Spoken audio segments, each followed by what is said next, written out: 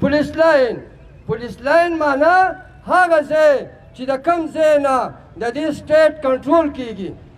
هغې ته خلک ورننوتل د جومات مولایي صاحب یې په داسې مرګ باندې ووجې چې د هغه غوښې په دیوالونو باندې وتپلې وروڼو دا ریاست افغانان وژني پښتانه وژني دي د اسلام خلاف نه دي دا ریاست د سټیټ خلاف پخپله نه دی دا ریاست د پنجابي خلاف نه دی دی مولیان نه وژني وروڼو دا مولایي صاحب داسې نه دی وژلی چې دی مولا او دی مړ کړو دا مولایي صاحب یې ځکه وژلی دی چې دا پښتون دی دا افغان دی دا پولیس یې ځکه وژلی دي چې دا پښتانه او دا افغانانو دی په اسلام آباد کې پولیس نه وژني دی په لاهور کې پولیس نه وژني په لاهور کې هم ډېر لوی لوی جوماتونه دي په لاهور کې هم ډېر لوی لوی علما کرام دي دوی هغه ولې نه وژني وروڼو موږ د چا په مرګ نه خوشحالېږو زما د خبرې معنی دا نه ده چې ریاست ترې راولګي په لاهور کې د مولیان مړه کړي یا د پولیس مړه کړي نه قطعا زموږ خبرې معنی دا نه ده موږ چې څوک میږی هم وژني موږ پرې خفه کېږو چې څوک شنه ونه پرې کوي موږ پرې خفه کېږو خو دا خبره ځکه کوو که دا جنګ د اسلام خلاف وي بیا خو پکې یو جرنیل صاحب هم والوځوئ که نه الوځئ بیا خو په لاهور کې یو 100 پولیس والوځوئ که نه نه الوځئ هلته کې په دې رامنډۍ کې یو دماکه خو وکئ که نه نه کوي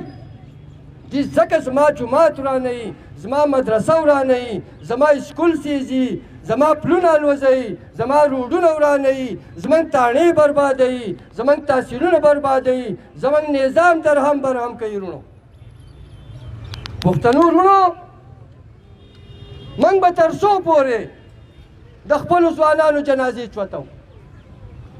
موږ به تر څو پورې دا خبرې برداشت کوو په دې چوکونو کې موږ حلال شو د ګوالیرۍ په جومات کې موږ حلال شو په برتانه باندې د افسوله بمباریانې وشوې د شور خان یې شهید کړو د دوشخیلې خانان یې کڼکپر کړلو د شکردرې خانان یې ګډوډ کړلو د هر کلي سړی وروڼو دې خبرې ته خبره را لنډوم بیا به تاسو اړوي شئ دا سټیټ دا غواړي نننی بیان دی وګورئ خواجه آصف نومې پنجابی دی هغه ورکړي دي تاسو خو فیسبوک کوئ وګورئ خواجه آصف وایي ضرب عضب والا اپریشن پکار دی ضرب عضب معنی دا چې د پښتنو کورونه یو ځل بیا ولټوئ چې په نوم یې ګیرې والا دی دی حلال کوي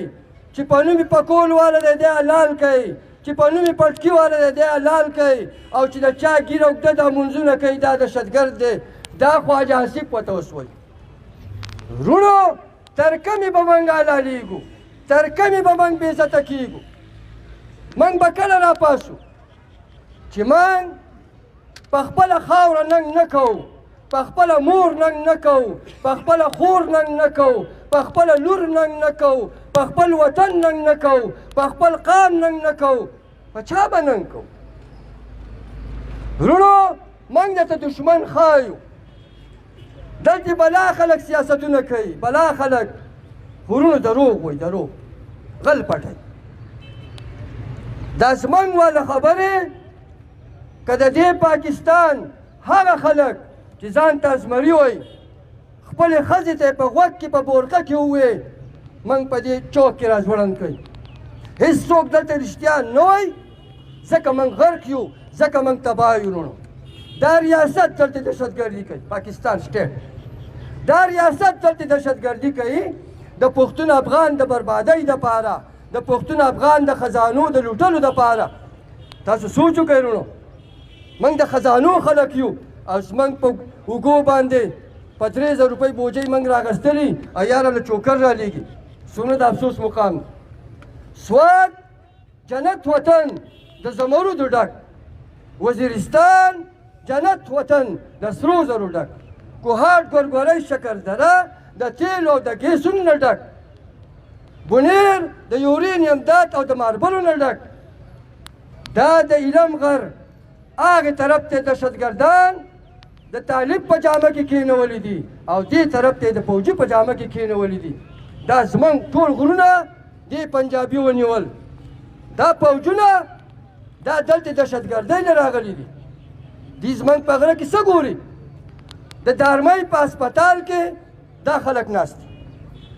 د خوازخېلې په هسپتال او د جنکو په کالج کې دا خلک ناست دي ګډ فیوچر دې نیولی دی د بالاسور ټاپ دې نیولی دی ملم جبهه دې نیولې ده ګبین جبهه دې نیولې ده لالکو دې ونیو دا د مانکیال دا شاوخوا کالم اتروړ دا ټول دې ونیول موږ به څه کوو وروڼو دا پاتې ځمکې چې کمې زموږ د غرونو او د سیند ترمنځ دي په دې کې د موټروې په یوه معنه باندې دا شی را روان کړی دی د دې نه یې هم خلاصوي د غرونو نه هم خلاص کړو او د کلو نه یې هم وباسي وروڼو د دې دپاره به یو کېږو کومه دهشتګردي چې شوې ده دا په جومات کې چې کم پولیس وژلي دي وروڼو موږ د دې پولیسو سره 500% ملګرتیا کوو 500 په سلو کې چې 500 موږ د دې پولیسو سره د خپلې همدردۍ اعلان